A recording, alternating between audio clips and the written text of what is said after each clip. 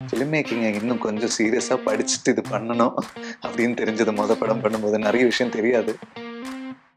இந்த படம் scene order பண்ணுற டைமில் வந்து எங்கேயாச்சும் நிவின் வர்றதுக்கு சான்ஸ் இருக்கான்னு நான் யோசிச்சிருந்தேன். அந்த டைமில் தான் இவர் வந்தால் என்ன பண்ண முடியும், எக்ஸென்ட்ரிக்காக ஏதாச்சும் ஒரு விஷயம் பண்ண முடியுமா, இது நம்ம கொஞ்சம் ரிஸ்கியாக இருக்குது, ஆடியன்ஸுக்கு வந்து நெகட்டிவாக ஃபீல் பண்ணக்கூடாது, அது நம்ம ரொம்ப புஷ் பண்ணுறோமா அப்படின்னு கேட்டார். எழுத ஆரம்பிக்கும்போது அவரை மைண்டில் வச்சு எழுதும்போது அதுவாக வருது. ஹிருதயம் ட்ரோலெல்லாம் இருக்குன்னா நல்லதுடா, இப்போ ஹிருதயத்தை பற்றி யாரும் பேசல, ரெலவெண்ட்டாக இருக்கும், தேங்க்யூ அப்படின்னு சொல்லிட்டு message.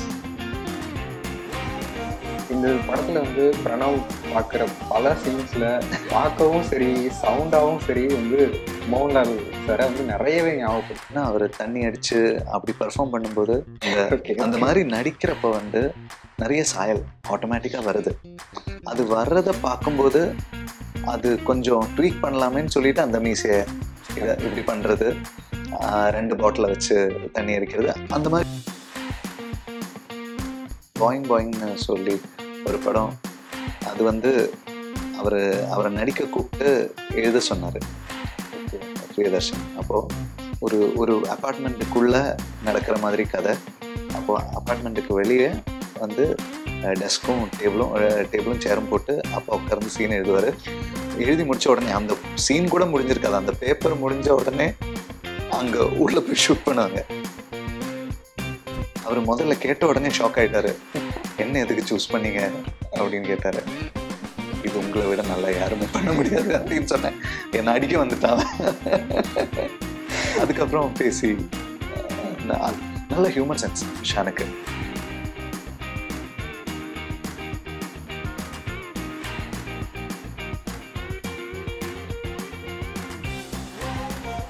Hello Vineeth Sreenivasan sir, welcome to BT prime. Actually 8 years back நான் உங்களை இன்டர்வியூ எடுத்தப்போ நீங்கள் சொல்லியிருந்தீங்க, எங்களுக்கு இருக்கிறது ரொம்ப கன்ஸ்ட்ரைனான ஒரு பட்ஜெட்டு, ஆனால் அதுக்குள்ளே நாங்கள் படம் எடுத்து பழகிட்டோம் அப்படின்னு. இப்போ இருக்கிற மலையாளம் சினிமா பேஸ் வந்து ரொம்பவே சேஞ்ச் ஆகிருக்கு. இப்போது வந்து வருஷங்களுக்கு விசேஷமாக இருக்கட்டும், ஆவேசமாக இருக்கட்டும், அண்ட் ஜெய் கணேஷ் வந்து இங்கே ரிலீஸ் ஆகல, பட் கேரளாவில் ஒரு பெரிய ரிசப்ஷன் கிடச்சிருக்கு அப்படின்னு. ஸோ இந்த பேஸ் எப்படி ஒரு இப்போ வந்து கொஞ்சம் ட்ரீம் பண்ண தோணுது ஜான்சன். நீங்கள் எல்லோரும் தியேட்டரில் வந்து பார்க்குறீங்க இல்லையா? ஸோ அது வந்து ரொம்ப ரொம்ப சந்தோஷமாக இருக்குது. இப்போ எங்கள் ஊரில் கூட இந்த வருஷம் அந்த ஃபெப்பில் ஆரம்பித்தது தான் பிரேமலு, பிரம்மயுகம், மஞ்சமல் பாய்ஸ், அதுக்கப்புறம் வந்த படங்கள் எல்லாமே ஆடு ஜீவிதம், அதுக்கு நடுவில் குட்டி குட்டி படங்கள் வேறு நல்லா போச்சு. அஞ்சக்கல்ல கோக்கு நல்லா போச்சு, ஆடு ஜீவிதம். அதுக்கப்புறம் ஆட்டம் ரொம்ப நல்லா இருந்துச்சு. ஆட்டம் வந்து ப்ரைமில் வந்ததுக்கப்புறம் அது ஒரு வேவே வந்தது இல்லையா? ஆமாம், மொத்தமாக வந்து எல்லாரும் மலையாள படம் ரசித்து பார்க்குற ஆரம்பித்த மாதிரி எங்களுக்கு தோணுது. So it's giving us lot of hope. Okay, நீங்கள் கேட்ட நிறைய மெட்ராஸ் கதைகள் வச்சு இந்த ஸ்டோரி ஸ்டார்ட் பண்ணேன் அப்படின்னு சொன்னீங்க. உங்களுக்கு அந்த மாதிரி கேட்டதில் நீங்கள் தெரிஞ்சுக்கிட்டதில் ரொம்ப ரொம்ப சூப்பராக இருந்த ஒரு ஸ்டோரி, இல்லை மறக்க முடியாத ஒரு ஸ்டோரினா என்ன? மெட்ராஸ் ஸ்டோரினா இல்லை, நிறைய அப்பா அந்த 70s 80s எல்லாம் வந்து நிறைய ஃபிலிம்ஸ் அவங்க இங்கே தான் ஷூட் பண்ணியிருக்காங்க. ஃபார் எக்ஸாம்பிள் நாடோடி காட்டு, பாயிங், அப்புறம் நிறைய சொல்லிகிட்டே போகலாம். அப்போ அந்த அந்த படத்தை பற்றியெல்லாம் பேசுகிறப்போ நிறைய எக்ஸ்பீரியன்ஸ் சொல்லுவார் இல்லையா? இப்போ பாயிங்னு சொல்லி ஒரு படம், அது வந்து அவரை நடிக்க கூப்பிட்டு எழுத சொன்னார் ஓகே பிரியதர்ஷன். அப்போது ஒரு அப்பார்ட்மெண்ட்டுக்குள்ளே நடக்கிற மாதிரி கதை. அப்போது அப்பார்ட்மெண்ட்டுக்கு வெளியே வந்து டெஸ்க்கும் டேபிளும் சேரும் போட்டு அப்போ உட்கார்ந்து சீன் எழுதுவார். எழுதி முடித்த உடனே அந்த சீன் கூட முடிஞ்சிருக்காது, அந்த பேப்பர் முடிஞ்ச உடனே அங்கே உள்ளே போய் ஷூட் பண்ணுவாங்க. அப்படி தான் எடுத்திருக்காங்க அந்த படம். பிரியதர்ஷன் சார் அவர் அந்த காலத்தில் நிறைய ஹாலிவுட் ஃபிலிம்ஸ் இன்ஸ்பிரேஷனில் எடுப்பார். அவரே இன்டர்வியூவில் சொல்லியிருக்காரு, பிரியதர்ஷன் சாரே சொல்லியிருக்காரு. ஸோ அந்த படத்தோட கதை இவருக்கு சொல்லிட்டு இவர் அந்த படமே பார்க்கல. அது இவர்கிட்ட சொல்லிட்டு இவர் ஒரு வேர்ஷன் எழுதுவார். அந்த வேர்ஷன் உள்ளே போய் ஷூட் பண்ணுவாங்க. யார் நடிச்சிருக்காங்க? மோகன்லால் சார், முகேஷ் சார், எல்லாம் பெரிய நடிகர்கள் தான் இருந்துச்சு. அவ்வளோ கேஷுவலா எடுத்துக்கிட்டாங்க. அந்த படம்லாம் பெரிய ஹிட்டு. ஆமா. ஸோ இதெல்லாம் கேட்கும்போது நம்ம இப்போ எவ்வளோ கால்குலேட் பண்ணி ஒரு படம் எடுக்கிறோம். ஒரு ஒரு படத்தோட ஃபீட்பேக்கை பொறுத்து தான் நம்ம அடையாளமேங்கிற மாதிரி ஆயிடுச்சு. அவங்க அப்படி நினைக்கவே இல்லை. இந்த படம் சரியா போச்சா, நல்லது, அடுத்தது. இந்த படம் சரியா போகலையா, நல்லது, அடுத்தது. அப்படி எடுத்துக்கிட்டாங்க அவ்வளோ கேஷுவலா. அப்போ தைரியம் ஜாஸ்தி அந்த ஜென்ரேஷனுக்கு. கால்குலேட்டர் ரிஸ்க் எல்லாம் ஒன்றும் கிடையாது. ரிஸ்க் தான், எல்லாமே ரிஸ்க் தான். உங்க அப்பாவும் ரஜினிகாந்த் சாரும் ஒரே பேட்ச்மேட்னு கேள்விப்பட்டேன். பேட்ச்மேட் இல்லை, அவங்க ரெண்டு பேரும் ஒரே South Indian film chamber of காமர்ஸோட இன்ஸ்டியூட் இருந்துச்சு. நிறைய பேர் வந்து அடையார் இன்ஸ்டியூட்ல படிச்சதாக நினைச்சிட்டு இருக்காங்க. ஆனால் அப்படி இல்லை. South Indian film chamber of காமர்ஸ்க்கு வந்து ஒரு ஃபிலிம் இன்ஸ்டியூட் இருந்துச்சு அந்த காலத்தில். ஸோ ரஜினி சார் வந்து 6 months அப்பாவுக்கு சீனியர் அப்படின்னு தான் நினைக்கிறேன். இந்த கதை வரையும்போல் குசேலனா அவங்க ரீமேக் பண்ண டைமில் ஒரு நாளைக்கு அவரை மீட் பண்ணேன். அப்போ அந்த காலத்தை பற்றி அவர் பேசிட்டு இருந்தார். அப்பா பற்றி சொன்னாரா? ஆமாம். அப்பா அந்த டைம்ல இருந்து ஃப்ரெண்ட்ஸ் இல்லை அவங்க. இப்போ நிறைய மீட் பண்ணுறது இல்லை. இருந்தாலும் நம்ம ஸ்ட்ரகிள் பண்ண ஆரம்பிக்கிற டைமில் வந்து இருக்கிற ஃப்ரெண்ட்ஸை வந்து எல்லாருக்கும் அது ஒரு இது இல்லை. ஞாபகம். வருஷங்கள் விசேஷம் எடுத்துட்டோம்னா அது கோர் வந்து சினிமா அண்ட் 2 ஃப்ரெண்ட்ஸ் பற்றின கதை. அதில் ஜேர்னி பண்ணுற 2 ஃப்ரெண்ட்ஸ் பற்றின கதை. இதில் ஃபர்ஸ்ட் ஹாஃப் நாங்கள் பார்த்து முடிச்சதுமே என் ஃப்ரெண்டு கார்த்திக்னு அவர் என்கிட்ட இதுதான் கதை முடிஞ்சிருச்சு, இதுக்கப்புறம் என்னடா பண்ண போகிறாங்க அப்படின்னு பேசிட்டு இருந்தோம். அதுக்கப்புறம் நீங்கள் அந்த கதையை வந்து டோட்டலாகவே வேற ஒரு டேர்ன் எடுக்கிறீங்க. ஒரு எக்ஸ்ட்ராடினரியான ஒரு கேரக்டர் வருது. அது வந்ததுக்கப்புறம் இன்னும் ஒரு பயங்கரமாக போகுது. ஸோ இந்த ரைட்டிங் ப்ராசஸ் எப்படி இருக்கு? அது வந்து 2 ஃபேஸ் தான். இப்போ ஒன்று வந்து அந்த 70s 80s அந்த நம்ம பார்க்காத ஒரு காலம் இருக்குல்ல, அந்த காலத்தை பற்றி ரொம்ப அந்த ஒரு ஃபேசினேஷனோட எழுதினேன். நம்ம இருக்கிற ஒரு காலம் இருக்குல்ல, அதை பற்றி ஒரு செல்ஃப் டெப்ரிகேட்டிங்காக எழுதினேன். அது 2 விதமாக. இப்போ இந்த டைமில் வந்து நம்ம இருக்கிறதுனால நம்மளை சுற்றி என்ன நடக்குது, நம்மளுக்கு என்ன நடக்குது, நம்ம ஃப்ரெண்ட்ஸுக்கு என்ன நடக்குது, அதை வந்து ஒரு டாக்குமெண்ட்ரின்னு சொல்ல முடியாது. ஒரு செல்ஃப் டெப்ரிகேட்டிங் ஆங்கிள் இருந்து அது எழுதுனா எப்படி இருக்கும் அப்படி கொஞ்சம் திட்டம். எல்லாம் ஃப்ரெண்ட்ஸ் தானே, அப்போ நம்ம ஈஸியாக வந்து அது பண்ண முடியும்ல. நம்ம வெளியே ஒரு ஆளை பற்றி பேசும்போது தான் அது ஒஃபென்சிவ் ஆகும். நம்ம உள்ளுக்குள்ளே இருக்கிற ஃப்ரெண்ட்ஸுக்குள்ள அவன் என்ன திட்டுறதும் நான் அவனை பற்றி சொல்கிறதும் அவன் என்னை பற்றி சொல்கிறது அது பிரச்சனை இல்லைல்ல. செகண்ட் ஹாஃப் அதனால it is a reflection of the times that we are in with respect to cinema. ஆனால் ஃபர்ஸ்ட் ஹாஃப் வந்து கேட்ட கதைகளோட அந்த ஃபேசினேஷனில் பில்ட் பண்ண வேர்ல்டு தான். கேரக்டர்ஸாகவும் இப்போ வேணு வந்து அவர் எப்படி போகணும்னு தெரியல, பட் அவருடைய ஜேர்னி அவருக்கு தெளிவாக இருக்குது. நான் ஒரு படம் டைரக்ட் பண்ணணும் அப்படிங்கிறது, ஒரு ஸ்டோரி டெல்லர் அப்படிங்கிறது. பட் முரளியோட கேரக்டர் வந்து அவர் வந்து ஒரு இண்டிபெண்ட் ஆர்டிஸ்ட் ஆகணும் அப்படிங்கிற எய்மில் இருக்காரு. அவர் தெளிவாக இருக்காரு. பட் ஒரு சக்ஸஸ் வந்து அவர் பார்த்தது பின்னாடி அவருடைய மைண்ட் வந்து கொஞ்சம் ஆசிலேட் ஆகுது. ஆமாம். ஸோ அந்த கேரக்டர் எப்படி டிசைன் பண்ணி? எனக்கு என்னென்னா, எங்கள் ஊர்ல எல்லாம் நிறைய பேர் வந்து கனவு காண்றதுக்கு ஒரு தைரியம் இருக்காது. அப்போது அவங்களுக்கு அந்த கனவு இல்லாமல் இல்லை, அது வேண்டாம். எனக்கு அதெல்லாம் வேண்டாம். நான் வந்து ஒரு என்னால் முடிஞ்ச ஒரு விஷயத்த பண்ணி நான் போயிடுறேன் அப்படின்னு நம்ம ட்ரீம்ஸே வந்து கண்ட்ரோல் பண்ணுவாங்க இல்லையா நிறைய பேர். ஏன்னா அந்த உலகத்துக்கு போனால் நிறைய பேரை சந்திக்க வேண்டியதாக இருக்கும், நிறைய விஷயங்கள் டீல் பண்ண வேண்டியதாக இருக்கும். அப்போது அந்த ஒரு வட்டத்துக்குள்ளே போக வேண்டான்னு சொல்லிட்டு எனக்கு அது வேண்டாம் அப்படின்னு சொல்லுவாங்க. அதனால அவங்களுக்கு அது வேண்டான்னு இல்லை, அவங்களால உள்ளுக்குள்ளே இருக்கும் இல்லையா. நிறைய பேருக்கு இருக்கும் இல்லையா உள்ளுக்குள்ள. இப்போ சினிமாலே இல்லாதவங்க இருப்பாங்க இல்லையா, வேலை செஞ்சுட்டே 9 to 5 வேலை செஞ்சுட்டே போவாங்க. எப்பயாச்சும் ஒரு படத்தில் நடிக்கணும்னு ஒரு ஆசை இருக்கும். ஆனால் அதுக்குள்ளே போனால் எனக்கு இருக்கிற சேஃப்டி, எனக்கு இருக்கிற இந்த வாழ்க்கை, இது எல்லாமே போயிடுமோன்னு நினச்சிட்டு அதுக்குள்ளே போக வேண்டாம், எனக்கு அதெல்லாம் வேண்டாம் அப்படின்னு சொல்லிட்டு ஒதுங்கிடுவாங்கல்ல. அவர் அப்படி ஒதுங்கினவர் தான்.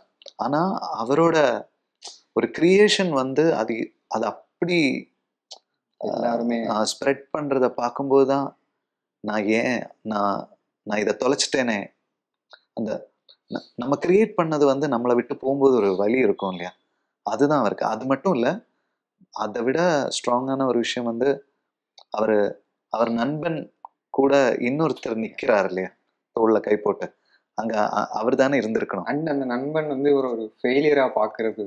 ஆமாம், அது so it's multiple things that's you know அவரை வந்து அந்த ஒரு சூழ்நிலைக்கு கொண்டு வர்றது தான். அண்ட் அந்த திடீர்னு ஒரு வேனிஷ் ஆகிடுற அந்த விஷயங்கள் எதனால? ஏகேன் அந்த இன்ஃபீரியாரிட்டி தான். அது சிச்சுவேஷனை ஃபேஸ் பண்ண முடியாத ஆளுங்க என்ன பண்ணுவாங்க, காணாமல் போயிடுவாங்க இல்லையா, அதுதான், வேற எதுவும் இல்லை. இந்த படத்தில் வந்து பிரணவ் பார்க்குற பல சீன்ஸில் பார்க்கவும் சரி சவுண்டாகவும் சரி வந்து மோகன்லால் சாரை வந்து நிறையவே ஞாபகப்படுத்துங்க. பட் உங்களோட பாயிண்ட் வந்து அவரை அந்த டி மோகன்லால் பண்ணணும் அப்படிங்கிறது இருந்துச்சா, இந்த மாதிரி தான் வேணும் அப்படிங்கிறது? அது வந்து அந்த இந்த 70s ஏரியாவில் தான் உங்களுக்கு அது நிறைய ஃபீல் ஆகும். அது என்னன்னா, அவர் தண்ணி அடித்து அப்படி பர்ஃபார்ம் பண்ணும்போது அவர் செட்டில் அப்படி இல்லை, அந்த அந்த அந்த மாதிரி நடிக்கிறப்ப வந்து நிறைய சாயல் ஆட்டோமேட்டிக்காக வருது. அது வர்றதை பார்க்கும்போது அது கொஞ்சம் ட்வீக் பண்ணலாமேன்னு சொல்லிட்டு அந்த மீசையை இதை இப்படி பண்ணுறது, 2 பாட்டிலை வச்சு தண்ணி அடிக்கிறது, அந்த மாதிரி குட்டி குட்டி விஷயங்கள் நாங்கள் பண்ண சொன்னோம். அது ஒரு ட்ரிபியூட் மாதிரி தான் பார்த்தோம். மற்றபடி அவர் பாடியிலையும் சரி அவர் கண்ணுலேயும் சரி அவர் அப்பா பண்ணுற நிறைய விஷயம் ஆர்கானிக்காக வருது. இயல்பாக ஒன்று வரும்போது நம்ம அதை தடுக்க வேண்டாம்ல, அவ்வளோதான். அது கேரக்டர் நிதின் மாலி அது எப்படி டிசைன் பண்ணீங்க? அண்ட் வந்து எனக்கு நிவின் பாலி அண்ட் நீங்கள் 2 பேரும் சேர்ந்து தான் ஜேர்னி ஆரம்பிச்சிங்க. உங்கள் ஃபர்ஸ்ட் படத்தில் தான் அவரும் இன்ட்ரடியூஸ் ஆனார். ஸோ அவர்கிட்ட அதை சொல்லும் போது என்ன சொன்னார்? அது வந்து இப்போ ஃபர்ஸ்ட் ஹாஃப் வந்து கொஞ்சம் நிதானமாக தான் போகும் படம், ரொம்ப ஃபாஸ்ட் பேஸாக எல்லாம் போகாது. ஆனால் செகண்ட் ஹாஃப் வந்து அப்படி போச்சுன்னா ஒரு ஒரு அளவுக்கு மேலே அது ஒரு ஒரு ஒரு ஹை வேணும்ல ஆடியன்ஸுக்கு. அப்போது அந்த சீன் ஆர்டர் பண்ணுற டைமில் தான் யோசிச்சுட்டு இருந்தேன். எனக்கு அது மட்டும் இல்லை, நான் நிவினோட ஒர்க் பண்ணி ரொம்ப வருஷம் ஆயிடுச்சு.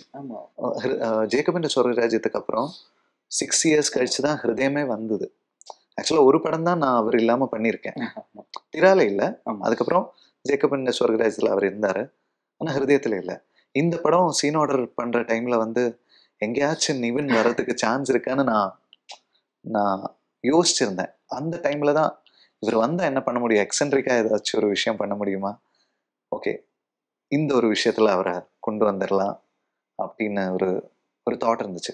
எழுத ஆரம்பிக்கும்போது அவரை மைண்டில் வச்சு எழுதும்போது அதுவாக வருது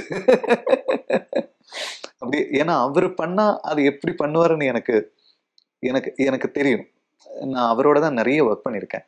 ஸோ அது எழுதி முடித்த உடனே நான் நிவின் கிட்ட சொன்னேன், லீட் கேரக்டரெல்லாம் இல்லை, ஒரு ஒரு ஒரு விஷயம் நீங்கள் பண்ணோன்னு எனக்கு ஆசை இருக்குது அப்படின்னு சொன்ன உடனே அவர் அப்போ வெளிநாட்டில் இருந்தார். நான் வந்த உடனே சொல்கிறேன்னு சொல்லிட்டு வந்த உடனே சொன்னார். நான் போய் சொன்னேன், கேட்ட உடனே ஷாக் ஆகிட்டாரு.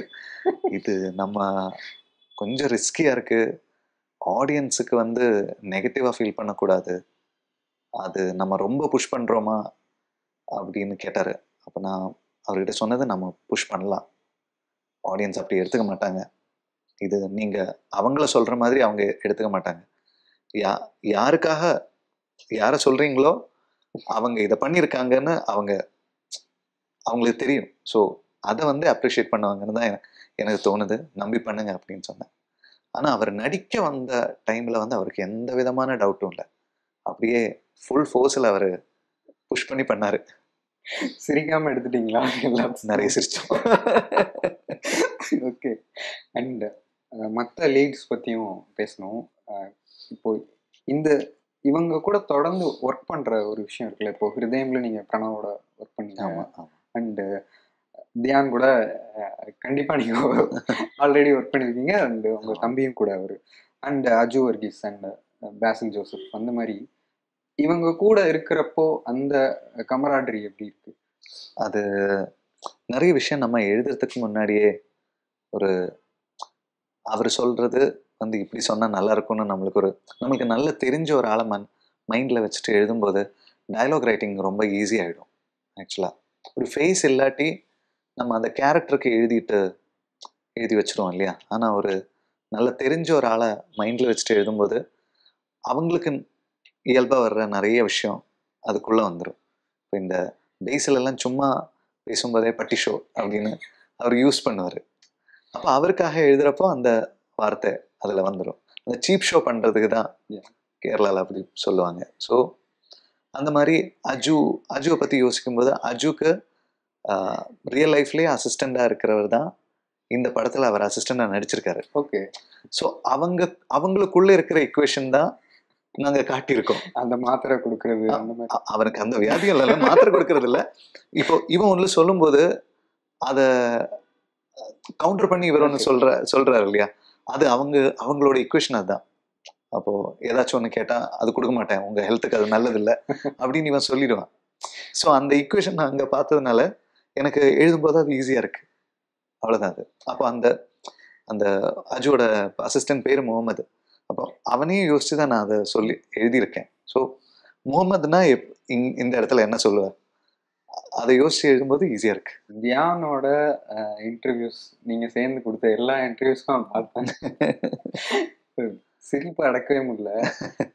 இப்போ வந்து அவரை நீங்கள் எப்படி ஹேண்டில் பண்ணுறீங்க? ஆர் இப்போ இந்த சீன் வந்து ரொம்ப ஹியூமராக வேணும் அப்படின்னா அவர்கிட்ட சொல்லி எதுவும் இன்புட் வாங்குவீங்களா? ஆக்சுவலாக மெட்டீரியல்ல இருந்துச்சு. கஷ்டமான விஷயம் என்னன்னா, தியான், பேசில் இவங்கெல்லாம் சேர்ந்து வருவாங்க இல்லையா, ஒரு ஃப்ரேமில் வச்சு ஷூட் பண்ணுறது ரொம்ப ரொம்ப கஷ்டம். சொன்ன பேச்சை கேட்க மாட்டாங்க, ஒரு இடத்துல நிற்க மாட்டாங்க, அவங்க உள்ளுக்குள்ள வந்து சண்டை போட்டுட்டே இருப்பாங்க, கவுண்டர் பேசிட்டே இருப்பாங்க. செட்டு வந்து கலகலப்பாக இருக்கும். ஆனால் ஒர்க் பண்ணுறது அந்த ரோல் கேமரா சொல்கிற வரைக்கும் ஒரு இடத்துல நிற்க மாட்டாங்க. அதனால நிறைய இம்ப்ரவைஸ் எல்லாம் அவங்க பண்ணல. ஆனால் பாடி லாங்குவேஜில் நிறைய இம்ப்ரவைஸ் பண்ணியிருக்காங்க. டயலாக்ஸ் இல்லை. அவங்க இப்போ தியான் வந்து எவ்வளோ அவங்களுக்குள்ள அந்த கவுண்டர் ஷாட்டுக்கு முன்னாடி இருந்தாலும் ரோல் கேமரா சொன்ன உடனே அந்த கேரக்டர் லூஸ் பண்ணாமல் அந்த ஃபோக்கஸில் இருப்பார். சேம் வித் பேசி அண்ட் அஜு, எவ்ரிபடி அப்படி. ஸோ ஆனால் ரோல் கேமரா சொல்கிற வரைக்கும் ரொம்ப ஃபோக்கஸ் ஃபுல்லரெல்லாம் அழுதுட்டான். நீங்கள் வந்து முன்னாடி கொடுத்த ஒரு இன்டர்வியூவில் வந்து உங்கள் அப்பா சொன்னாருன்னு சொல்லியிருந்தீங்க, அந்த 15 சீன்ஸ். ஸோ அதை வந்து எந்த கதை எழுதினாலும் அதில் அப்ளை பண்ணணும் அப்படின்னு ரொம்ப ஸ்ட்ரிக்டாக இருப்பீங்களா? இப்போ அதை பற்றி யோசிக்காமலே அது பழகிடுச்சு. அப்படியே இருக்கு. ஆமாம். இப்போ நான் தடத்தின் மறைத்து, ஜேக்கபின் சொர்க்கராஜ்யம், இந்த டைம்ல எல்லாம் அந்த 15 சீன்ஸில் இது ஒன்று இருக்கா, இது பண்ணிட்டு. ஆமாம், அது அந்த டைம்ல எல்லாம் யோசிச்சிருக்கேன். இப்போ நம்ம டிரைவிங் பண்ற மாதிரி தான். ஒரு அளவுக்கு மேல நம்ம கியரை போடுறது இது எதுவுமே யோசிக்க மாட்டோம் இல்லையா, அது பாட்டுக்கு நடக்குது இப்போ. ஆனா அந்த தேடல் இருக்கு. இன்னொரு விஷயம் என்னன்னா, நீங்க எல்லா படங்களுமே அது மியூசிக்கலா தான் இருக்குது. பட் நீங்க சொல்லியிருந்த விஷயம் எனக்கு ரொம்ப ஆச்சரியமா இருந்துச்சு. என்னன்னா, ஹிருதயமோட ஆல்பம் வந்து பெரிய ஹிட் ஆகணும்னு தான் நாங்கள் ஒர்க் பண்ணோம், அதாவது ரிலீஸ்க்கு முன்னாடி அப்படின்னு.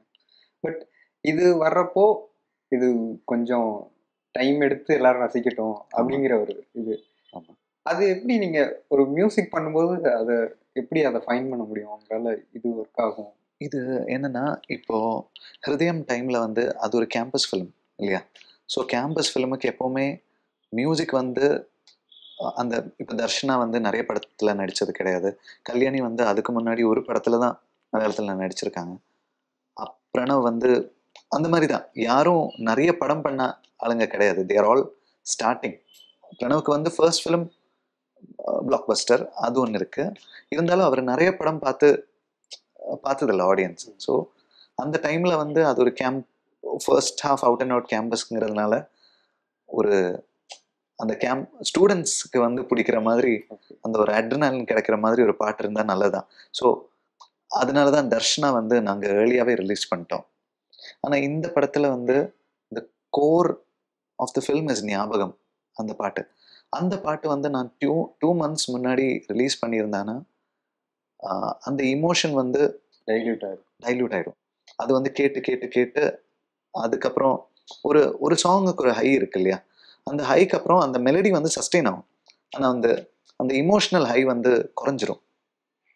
அதுக்கப்புறம் நம்மளுக்கு பிடிச்ச ஒரு பாட்டு அப்பப்போ கேட்குற மாதிரி இருக்கும். அண்ட் ஃபார் சம் பீப்புள் அந்த இமோஷனல் கனெக்ட்னால அவங்க கேட்டுக்கிட்டே இருப்பாங்க. But not for all kinds of audience. அதனால வந்து ஞாபகம் மட்டும் வந்து ரிலீஸுக்கு ஒரு 3 days 4 days முன்னாடி இல்லாட்டி ஒரு 5 days முன்னாடி ரிலீஸ் பண்ணிக்கலாம். அதுக்கு முன்னாடி வேண்டாம்னு சொல்லிட்டு அதுக்கு அந்த அதுக்கு முன்னாடி மற்ற பாட்டு இப்போ மதுபகரு வந்து நீங்கள் படம் பார்த்தா அது டைட்டில்ஸில் தான் போகும். ஆமாம். ஸோ அதுக்கு அந்த இடத்துல நம்மளுக்கு டைட்டில்ஸ் வைக்கிறதுக்கு ஒரு இடம் வேணும். அந்த டைட்டில் வர்ற இடம் வந்து ரொம்ப ஃபோக்கஸ் பண்ணி ஆடியன்ஸ் பார்க்க மாட்டாங்க எனக்கு தோணுது. இப்போ நான் ஒரு படம் பார்க்குறப்போ பிகினிங் டைட்டில்ஸ் வரும்போது நான் அந்த பிகினிங் டைட்டில்ஸ் படிப்பேன். அது படிக்கிற டைமில் வந்து அந்த கேரக்டர்ஸை வந்து நான் ஃபுல் ஃபோக்கஸில் பார்க்க மாட்டேன் இல்லையா. ஸோ ஒரு சாங்கில் அது வந்து போகும்போது அது நல்லது. சீனில் வரும்போது அந்த சீனில் அந்த ஃபோக்கஸ் போயிடும். இப்போ ஹிருதயத்தில் வந்து நீங்கள் பார்த்தீங்கன்னா அந்த சீன்ஸில் தான் வரும் டைட்டில்ஸ். ஸோ அப்போ என்ன ஆகுனா சீனில் ஃபோக்கஸ் பண்ணால் டெக்னீஷியன்ஸோட பேர் பார்க்க மாட்டாங்க. இதில் ஃபோக்கஸ் பண்ணால் சீன் வந்து அவங்களுக்கு சீனில் வந்து ஃபோக்கஸ் இருக்காது. It's not a great thing அப்படின்னு தோணுது எனக்கு. ஏதாச்சும் ஒன்று மிஸ் ஆகிடும். ஆனால் மதுபகரு வந்து நாங்கள் ஐ திங்க் 1.5 months ஏதோ முன்னாடி ரிலீஸ் பண்ணிட்டோம். எல்லாரும் பார்த்துக்கிட்டாங்க அந்த பாட்டு. That's well exposed now. அப்போ அது மிஸ் ஆனாலும் பரவாயில்ல, அங்கே டைட்டில் போட்டுக்கலாம். ஸோ இந்த மாதிரி டிசிஷன்ஸ் தான். ஸோ ஞாபகம் we had to preserve that emotional high. அப்புறம் இந்த படத்தில் நிவினோட பாட்டு வேணும்னா முன்னாடியே விட்டு அதுக்கு வந்து ஒரு வைராலிட்டி ஜென்ரேட் பண்ணுறதுக்கு ஒரு சான்ஸ் இருக்குது. ஆனால் பிகாஸ் நிவினை வந்து நாங்கள் இன்டர்வியூஸுக்கு கூட கொண்டு வரல. ஏன்னா அவர் கேரக்டரை பற்றி யாருக்கும் எதுவும் தெரிய வேண்டாம். அவரும் சொன்னார் போஸ்ட் ரிலீஸ் நம்ம பண்ணிடலாம், போஸ்ட் ரிலீஸ் ஒரு 2 weeks கழிச்சு நம்ம பண்ணிடலாம், அதுக்கு முன்னாடி வேண்டாம் அப்படின்னு சொல்லிட்டு அனானிமிட்டி அப்படியே மெயின்டைன் பண்ணலாம்னு சொல்லிட்டு. ஸோ அது அந்த டிசிஷன்ஸ் தான். ஸோ நீங்கள் ஸ்டார்டிங்கே வந்து உங்களுக்கு மியூசிக்காக இருந்ததுனால உங்களுக்கு இதெல்லாம் கொஞ்சம் ஜட்ஜ் பண்ண முடியுது அப்படின்னு சொல்லலாமா? ஒரு சிங்கராக ஆரம்பிச்சு அதை விட ஒரு இன்ட்ரெஸ்ட் இருக்கு இல்லையா நம்மளுக்கு மியூசிக்கில். ஒரு what the music should do for the film அதை பற்றி யோசிக்கிறோம் இல்லையா. அது maybe that and maybe the experience over the years also is helping. அதான். அப்போ உங்களோட கான்வர்சேஷன் மியூசிக் டைரக்டரோட என்னவா இருக்கும்? இந்த படத்தோட சவுண்டு இப்படின்னு எப்படி நீங்கள் டிசைன் பண்ணுறீங்க? ஃபுல் ஸ்கிரிப்டை சொல்லிடுவேன் நான், சிச்சுவேஷன் மட்டும் சொல்ல மாட்டேன். ஃபுல் ஸ்கிரிப்ட் அவருக்கு நரேட் பண்ணிவிட்டு நிறைய பேசுவேன். ஹிஷாம் கிட்டேலாம் நான் ஒரு 2 வருஷம் டெய்லி நைட் பேசிகிட்டே இருப்போம். அந்த கோவிடெல்லாம் வந்த டைமில் வீட்டில் எல்லோரும் தூங்கினதுக்கப்புறம் நானும் ஹிஷாமும் வந்து ஒரு மணி நேரம் 1.5 மணி நேரம் பேசுவோம் நாங்கள். அந்த மாதிரி பேசிகிட்டே இருப்பேன். ஸோ இப்போ அமிர்த்கிட்ட கூட அதுதான். மோர் தென் கம்போசிங் நாங்கள் என்ன மாதிரி பாட்டு அவருக்கு பிடிச்சிருக்கு, என்ன மாதிரி பாட்டு எனக்கு பிடிச்சிருக்கு, இந்த படத்தில் எந்த மாதிரி பாடல்கள் வேணும்னு நான் ஆசைப்படுறேன், எந்த ரூட்டில் போனோம், what is missing in this day and age, அதை பற்றி தான் நிறைய பேசணும். இப்போ வர்ற பாட்டில் வந்து என்ன மிஸ் ஆகுது, அது நம்ம என்ன ட்ரை பண்ணலாம், அதை பற்றி பேசி பேசி பேசி பேசி பேசி ஒரு ஓகே இந்த ராகாவோட ரூட்டில் ஒரு பாட்டு வந்தால் நல்லாயிருக்கும். ஸோ இப்போது அந்த ஃபஸ்ட்டு மதுபகரு வந்து நளினகாந்தின்னு ஒரு ராகம் இருக்குது. ஸோ அந்த நளினகாந்தி கரெக்டாக நளினகாந்தி இல்லை, அந்த ரூட்டில் போனால் நல்லாயிருக்கும்னு எங்களுக்குள்ள ஒரு முடிவு வந்தது. ஸோ அதுக்கப்புறம் அந்த ரூட்டில் அவர் கம்போஸ் பண்ணார். ஸோ இந்த மாதிரி தான் அது பேசி பேசி பேசி வந்துடும். அது முகுந்தன் உன்னி அசோசியேஷன் வந்தப்போ நிறைய பாசிட்டிவான ரெஸ்பான்ஸ் இருந்தது. அதெல்லாம் தாண்டி இன்னொரு செக்டர் என்ன சொன்னாங்கன்னா, இது வந்து ஒரு மாரலா ரொம்ப தப்பான ஒரு கேரக்டர், இதை கொண்டாடுறது வந்து ரொம்ப இது ஒரு டேஞ்சரோ அப்படின்னு தோணுதுன்ற மாதிரி சில வாய்ஸ் வந்து. இப்போ உங்களுக்கு இந்த மாதிரி ஒரு ஸ்கிரிப்டோ இந்த ஒரு கேரக்டரோ வரும்போது நீங்களும் ஒரு மாரல் கேம்பஸ் வச்சுலாம் பார்ப்பீங்களா, யோசிப்பீங்களா? இல்லை, அந்த ஒரு டிஸ்கஷன் நடக்கிறது நல்லது தானே ஜான்சன்.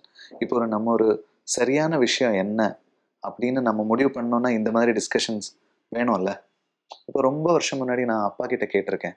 எனக்கு ரொம்ப பிடிச்ச ரைட்டர் எம் முகுந்தன் சாரோட நாவல் படிக்கும்போது கடைசியில் வந்து ரொம்ப டார்க்காக நெகட்டிவாக சேட் எண்டிங்காக முடியும். ஒரு சில டெல்லின்னு சொல்லிட்டு ஒரு நாவல் இருந்துச்சு, எனக்கு ரொம்ப பாதிப்பு ஏற்பட்ட ஒரு நாவல் தான் அது. அப்போது படித்து முடித்தா நம்மளுக்கு ரொம்ப அன்பிளசண்ட்டாக இருக்கும். ஏன் இந்த கேரக்டருக்கு இப்படி ஆச்சு, ஏன் இந்த உலகம் இப்படி இருக்குது, why is life unfair to him அப்படி தோணும். ஸோ அதை பற்றி நான் அப்பா கிட்ட கேட்கும்போது, உனக்கு அது படித்து முடிக்கும்போது ஒரு டிஸ்டர்பன்ஸ் தோணுது இல்லையா? Change comes after that disturbance. ஒரு ரெவல்யூஷன் நடக்கணும்னா ஒரு விஷயம் நம்ம கடந்து போகணும். ஸோ அந்த டிஸ்டர்பன்ஸ் வந்தால் தான் அது யோசிக்க வைக்கும் எல்லாரையும். ஸோ நான் முகுந்தனி அப்படி தான் பார்க்குறேன். அந்த கேரக்டருக்கு வந்து morally he is incorrect, in every which way he is incorrect. ஆனால் அந்த படம் முடிச்சுட்டு வெளில வரும்போது இந்த மாதிரி ஒரு கெட்டவன் வந்து இப்படி சக்ஸஸ்ஃபுல் ஆகிறது ஆகக்கூடாதுல்ல அப்படின்னு ஒரு தாட் வருதுல்ல, அங்கேயே ஒரு சேஞ்ச் வருதுல்ல. அந்த தாட்டை வந்து ப்ரொவோக் பண்ணுறது தான் அந்த படம். நான் அப்படி தான் பார்க்குறேன் அந்த படத்தை. And that is the perspective that I think Abhi also has. Pushing audience to the limit where they feel this world is unfair and something has to be done about it. And இந்த விஷயமும் கேட்கணும்னு நினச்சேன். இப்போது குஞ்சராமாயணம் வந்து நீங்கள் நடிக்கிறீங்க, பேசில் direct பண்ணார். அப்புறம் வந்து இந்த மாதிரி ஒரு பல விஷயங்கள் பண்ணுற ஆட்கள் இருக்கீங்கல்ல உங்கள் குரூப்லேயே வந்து. இந்த இது வந்து எவ்வளோ தூரம் என்ஜாய் பண்ணுறீங்க ஆக்சுவலாக? ரொம்ப ரொம்ப குஞ்சராமாயணம் வந்து ரொம்ப என்ஜாய் பண்ணி ஷூட் பண்ண ஒரு படம். அது வந்து நான், தியான், நீரஜ், தீபக் எல்லாம் மலர்வாடியிலேருந்து எங்கள் கூட நடித்தவர் தான். நீரஜ் வந்து வடக்கன் செல்ஃபியில் அதுக்கு முன்னாடி வந்திருக்காரு. இந்திரன் அண்ணா கூட நான் ஃபர்ஸ்ட் டைம் அப்போ தான் ஒர்க் பண்ணுறேன், அவரை முன்னாடியே தெரியும். ஸோ அது ஒரு மறக்க முடியாத ஒரு செட்டு. அதுலேருந்து இப்போது வருஷங்களுக்கு சேஷம் வரும்போது கிட்டத்தட்ட எல்லாரும் இருக்காங்க அதில். But so it's very beautiful. நம்ம ஃப்ரெண்ட்ஸ் எல்லாரும் வளர்ந்துட்டு இருக்காங்க, எல்லாருக்கும் வந்து இண்டிவிஜுவல் க்ரோத்தும் இருக்குது. ஆனால் ஒரு விஷயம், இப்போ நான் இந்த மாதிரி ஒரு படம் பண்ணுறேன்னு சொல்லிட்டு கூப்பிடும்போது எல்லாரும் வராங்க. ரொம்ப ஹெல்த்தியாக இருக்குது. எல்லாரையும் திரும்ப பார்க்கும்போதும் ரொம்ப சந்தோஷமாக இருக்குது. ஒர்க் பண்ணுறப்போ ஸ்டார்டிங் டைமில் எல்லாம் நிறைய விஷயம் நம்ம கம்யூனிகேட் பண்ணி, ஓகே இது இப்படி பண்ணுன்னு சொல்லி நம்ம பண்ண வேண்டியதாக இருக்கும் இல்லையா? இப்போ அதெல்லாம் இல்லை, புரிஞ்சிருது. எதுவுமே சொல்ல தேவையே இல்லை. அந்த சீனை படிச்சுட்டு வந்துருவாங்க, அவங்க பண்ணிடுவாங்க. நம்ம கேமரா வச்சு கொடுத்தா போதும், அவ்வளோதான். அது ரீசெண்டாக பிரேமலு பார்த்தப்போ உங்களோட சீனை வந்து அதில் வந்து ட்ரோல் மீன்ஸ் ஜாலியாக ட்ரோல் தான் பண்ணியிருக்காங்க. ஈவன் நீங்கள் அவரோட ஒர்க் பண்ணியிருந்தீங்க தண்ணீர் மத்தன். ஸோ இந்த விஷயங்கள்லாம், ஏன்னா நம்ம ஒரு படம் பண்ணோம், அது இவ்வளோ ரீச் ஆகுது, அண்ட் இந்த மாதிரி விஷயங்களுக்கும் அது யூஸ் ஆகுது அப்படிங்கிறதுலாம் கவனிக்கிற ஸ்பேஸ். அதை அப்ரிசியேஷனாக தான் நம்ம பார்க்கணும். அது எல்லாம் நம்ம பசங்க தான். இப்போ நான் என் படத்தில் எத்தனை ட்ரோல்ஸ் இருக்கு, நானே இப்படி பண்ணும்போது அவங்க பண்ணக்கூடாதா? அந்த ஒரு ஃப்ரீடம் இருக்கு அதில். வந்து இப்போ அமல் டேவிஸா நடித்த சங்கீத் இருக்கார் இல்லையா, அவர் ஹிருதயத்தில் நடிச்சிருக்காரு. அவர் தண்ணீர் மத்தனில் ஸ்பாட் எடிட்டராக இருந்திருக்காரு. So is a spot editor. Jai Ganesh அவர் தான் எடிட் பண்ணியிருக்காரு. ஸோ எல்லாருமே வந்து எல்லாம் பண்றாங்க. ஸோ அண்ட் அது ப்ரொடியூஸ் பண்ண பிரேமலு ப்ரொடியூஸ் பண்ண வந்து பாவனா ஸ்டுடியோஸ். அவங்களோட ப்ரீவியஸ் ஃபிலிம்ல நான் நடிச்சிருக்கேன், தங்கம். ஸோ எல்லாம் தெரிஞ்சவங்க. என் படத்துல வந்து போத்தேட்டன், அந்த போத்து, அதெல்லாம் நானும் சொல்லியிருக்கேன். ஸோ தெரிஞ்சவங்கன்னா ஃப்ரெண்ட்ஸ்னா பிரச்சனை இல்லைல்ல, நம்ம ஈஸியாக கலாய்ச்சிட்டு போயிடலாம். அது நீங்க தியேட்டர்ல பார்த்து தான் தெரிஞ்சீங்களா இல்லை முன்னாடி சொல்லிட்டாரு? எனக்கு முன்னாடி சொல்லிட்டாரு. எனக்கு சங்கீத், அந்த அமல் டேவிஸ் அப்படியே ஹிருதயம் ட்ரோல் எல்லாம் இருக்குன்னா, நல்லதுடா, இப்போ ஹிருதயத்தை பத்தி யாரும் பேசல, ரெலவெண்டா இருக்கும், தேங்க்யூ அப்படின்னு சொல்லிட்டு மெசேஜ் ஆச்சு. உங்களோட டிராவல்ல இத்தனை படங்கள் பண்ணியிருக்கீங்க. ஸோ ஒவ்வொரு படத்துடைய லேர்னிங்னா என்ன சொல்லுவீங்க அப்படிங்கிறது? நான் படம் பேர் சொல்றேன். First Malarvadi arts club. Film மேக்கிங்கை இன்னும் கொஞ்சம் சீரியஸாக படிச்சுட்டு இது பண்ணணும் அப்படின்னு தெரிஞ்சது. படம் பண்ணும்போது நிறைய விஷயம் தெரியாது, அது தெரிஞ்சதுக்கப்புறம் 2வது படம் பண்ணணும் அப்படின்னு. அதுதான் learning. There so much to learn. அப்படி அப்போ அது எல்லாமே அப்ளை பண்ணது தான் தட்டத்தின் மறையத்துன்னு நினைக்கிறேன். ஏன்னா அதில் பயங்கர ஒரு, அதுலேருந்து என்ன லேர்னிங் கிடைச்சது? தட்டத்தின் மறையத்துலேருந்து a lot about humor. சின்ன சின்ன விஷயங்கள்ல வந்து நிறைய ஹியூமர் ஜெனரேட் ஆகும். அது தியேட்டரில் வந்து நிறைய ரெஸ்பான்ஸ் வரும், அது தெரிஞ்சுக்கிட்டேன். அப்புறம் மியூசிக்கை வந்து நம்ம கரெக்டாக யூஸ் பண்ணால் நிறைய இடத்துல லேக் ஆகிற மாதிரி சீன் இருந்தால் கூட அதை வந்து ரசிக்க வைக்கிற மாதிரி நம்ம பண்ணிடலாம். அந்த ஒரு லேர்னிங்கும் இருந்துச்சு தட்டத்தின் மறையத்தில். சட்டத்தின் மறையத்தில் பேசும்போது ஷான் ரஹ்மான் வந்து ஆமா. இதுல நடிச்ச கேரக்டர் டக்குன்னு வந்து ஆமா. அவரை எப்படி சமாளிக்க வச்சீங்க? அவரு முதல்ல கேட்ட உடனே ஷாக் ஆயிட்டாரு. என்ன எதுக்கு சூஸ் பண்ணீங்க அப்படின்னு கேட்டாரு. இது உங்களை விட நல்லா யாருமே பண்ண முடியாது அப்படின்னு சொன்னேன். என்ன அடிக்க வந்துட்டான். அதுக்கப்புறம் பேசி நல்ல ஹியூமர் சென்ஸ் ஷானுக்கு. அது நான் வந்து ரொம்ப நெருக்கமா அவரோட ஒர்க் பண்ணதுனால எனக்கு தெரியும். நாங்க மட்டும் இருக்கிறப்போ அவர் பேசுற கவுண்டர்ஸா இருக்கட்டும் ரொம்ப சிரிப்பேன் நான். ஸோ அவர் இந்த ரோல்ல வந்தா கரெக்டா இருக்கும்னு நினைச்சேன். திரா அதுல இருந்து கிடைச்ச அதுல வந்து கேமரா வச்சு நிறைய ஷேக் பண்ணக்கூடாது. நாங்க அந்த டைம்ல போன் சீரீஸ் எல்லாம் பார்த்துட்டு ஓகே அந்த அந்த ஒரு ஹேண்ட்லிங்ல படம் எடுத்தா நல்லா இருக்கும்னு நினைச்சோம். ஸ்க்ரீன்ல பார்க்கும்போது எங்களுக்கே தலை வலிச்சிருச்சு. ஆனா அதுக்குள்ள படம் வெளியே வந்தது இல்லையா. ஸோ இமோஷ்னலி வந்து ஒரு படம் ஒரு கதை வந்து நம்ம சொல்றதுக்கு முன்னாடி இமோஷ்னலி எஸ்டாப்ளிஷ் பண்ணோம். அது தேவையான படத்துக்கு அந்த இமோஷனல் எஸ்டாப்ளிஷ்மெண்ட் தேவை. அதுக்கப்புறம் தான் அந்த ஜேர்னி ஆரம்பிக்கணும். அது பெரிய ஒரு லேர்னிங் திரால இருந்து. அண்ட் இது நீங்க டைரக்ட் பண்ணல, பட் ரைட்டரா ஒர்க் பண்ணியிருக்கீங்க, நடிச்சிருக்கீங்க அப்படிங்கிறதுனால ஒரு வடக்கன் செல்ஃபி. வடக்கன் செல்ஃபி இதில் எல்லாம் கற்றுக்கிட்ட விஷயம் கரெக்டாக என்ன சொல்கிறது, எனக்கு ஆக்சுவலாக வடக்கன் செல்ஃபியில் தான் இப்போது ஒரு படத்தோட 2 ஹாஃப் இருக்கு இல்லையா, அது 2 விதமாக டீல் பண்ணலாம். பிகாஸ் நம்மளுக்கு தான் அந்த இன்ட்ரோல் பிளாக்குங்கிற கான்செப்டே நம்ம சினிமாவுக்கு தான் இருக்குது. ஸோ அந்த இன்ட்ரோல் பிளாக் இருக்கிறதுனால ஃபர்ஸ்ட் ஹாஃபும் செகண்ட் ஹாஃபும் 2 விதமாக ட்ரீட் பண்ணலாம். ஒரே ஜானரில் போக வேண்டாம். அந்த லேர்னிங் கொடுத்த படம் தான் வடக்கன் செல்ஃபி. அதுக்கப்புறம் ஹிருதயத்துலேயும் நான் அது அப்ளை பண்ணேன், வருஷங்களுக்கு சேஷத்துலேயும் அதை அப்ளை பண்ணேன். 2 படம் மாதிரி இருக்கும். ஸோ வடக்கன் செல்ஃபியில் தான் அது. வடக்கன் செல்ஃபி ஃபர்ஸ்ட் ஹாஃப் பார்த்தா கிராமம், வேலை செய்ய பிடிக்காத ஒரு பையன், அவனோட அந்த லெத்தார்ஜிக் ஆட்டிடியூட் அவ்வளோதான் இருக்கும். செகண்ட் ஹாஃபில் கிளம்பி போகிறான் ஒரு விஷயத்த இன்வெஸ்டிகேஷன் மாதிரி. ஸோ ஹியூமர் டு ஒரு ஒரு த்ரில்லர் காமெடி மாதிரி போகும் செகண்ட் ஹாஃப். ரொம்ப த்ரில்லர்னு இல்லை, ஒரு ஒரு இன்ட்ரெஸ்ட் இவோக் பண்ணுற மாதிரி. ஆக்சுவலாக நீங்கள் சொல்கிற அந்த ஃபர்ஸ்ட் ஹாஃப் ஒரு மாதிரி 2 படம் பார்த்த மாதிரி இருக்கும் அப்படின்றது அது ரொம்ப தப்பாக இருக்குது அப்படின்னு ரிவ்யூவில் எழுதுகிறப்போ அப்படி ஜென்ரலாக யூஸ் பண்ணுவாங்க. என்ன 2 படம் மாதிரி இருக்குது, ஃபர்ஸ்ட் ஹாஃப் ஒரு மாதிரி இருக்குது, செகண்ட் ஹாஃப் ஒரு மாதிரி இருக்குது. பட் அதில் ஒரு பேலன்ஸ் மெயின்டைன் பண்ணுறது இருக்குல்ல, ஏன்னா அஸ் அ ஹோல் ஃபில்ம் அப்படிங்கிறது அந்த ஃபீல் கொடுக்குறது இருக்குல்ல. ஆமாம், அது எப்படி இது பண்ணுவீங்க? அது அந்த கேரக்டர்ஸோட ஜேர்னியை தான் பார்க்குறோம் இல்லையா. ஸோ நிறைய ரீகால்ஸ் இருக்கும், நிறைய கனெக்ஷன்ஸ் இருக்கும். ஸோ அந்த கனெக்ஷன்ஸ் வந்து இது ஒரு சிங்குலர் ஃபிலிம் தான், அந்த ஒரு ஃபீல் தரும் நம்மளுக்கு. ஸோ அந்த ரீகால்ஸ் அண்ட் கனெக்ஷன்ஸ் தான். அது இல்லாட்டி செப்பரேட்டாக தனித்தனியாக நம்ம கண்ணுக்கு படும். அண்ட் ஜேக்கப் இன் சொர்க்கராஜ்யம் ஆக்சுவலாக ஒரு proper format, screen play format எதுவுமே பிரேக் பண்ணாமல் அந்த ரூல் புக்கில் என்ன இருக்கோ அதை அப்படியே வச்சு எடுத்து எழுதின படம் தான். நம்ம ஸ்க்ரீன் பிளே ஸ்ட்ரக்சர் இருக்கும் இல்லையா, இவ்வளோ மினிட்ஸுக்கு அப்புறம் ஒரு ட்விஸ்ட் வருது, இல்லாட்டி ஒரு இன்சிடென்ட் நடக்குது, இன்டர்வல் பிளாக்ல வந்து ஸ்டேக் எதை நோக்கி போயிட்டுருக்கு கதை, அந்த கரெக்ட் ஃபார்மேட்டில் ஒரு படம் எழுதி அது வெளியில் வந்து ஒர்க்கான ஒரு ஃபிலிம் தான். அதில் மேஜர் லேர்னிங் என்னென்னா, ஒரு ரூட்டட்னஸ் இல்லாத ஒரு கதையை வந்து எப்படி நம்ம அந்த எல்லாருக்கும் இது நம்ம கதை அப்படி தோன்ற மாதிரி அதை எப்படி மாற்றலாம், சின்ன சின்ன விஷயம் பண்ணி அதை எப்படி மாற்றலாம், அதை கற்றுக்கிட்ட படம் தான். இப்போ அந்த திருவாவணி ராவு, அந்த ஓணம் செலிப்ரேஷன், அது எதுவும் இல்லாட்டி அதில் வந்து அந்த மலையாளிங்கிற ஒரு விஷயமே இருக்காது. ஏதோ நாட்டில் என்னமோ நடக்குது அந்த மாதிரி தான் இருக்கும் அந்த படம். ஸோ சின்ன சின்ன விஷயம் நம்ம பண்ணும்போது அது நம்ம ஊர் கதை அப்படின்னு கன்வின்ஸ் பண்ணுறது எப்படி, அதை கற்றுக்கிட்ட படம் தான் அது.